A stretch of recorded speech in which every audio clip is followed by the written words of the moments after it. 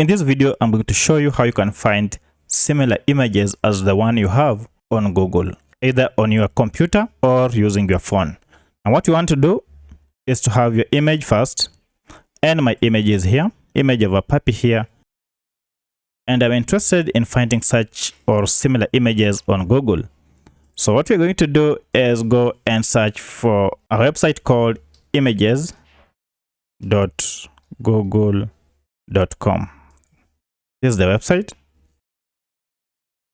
And now you will know that you are on the website if you see Google and images just below it. Then we know we are on the right website. Now we want to use this function to search for similar images as the one I have on Google. So go ahead and click on search by image.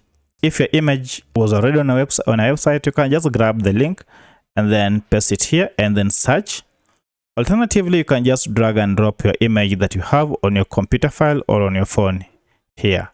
So to do so, I'll go ahead and grab my image and drop it here. And then Google will process for other similar images that are online. Here are similar images of the same puppy that are online. And head down to visual matches, and here you will see other photos that matches yours. And here we have quite a number of them. You can still click on see more, and it will open images that are online that matches yours. So by using this method, you will be able to find similar images online.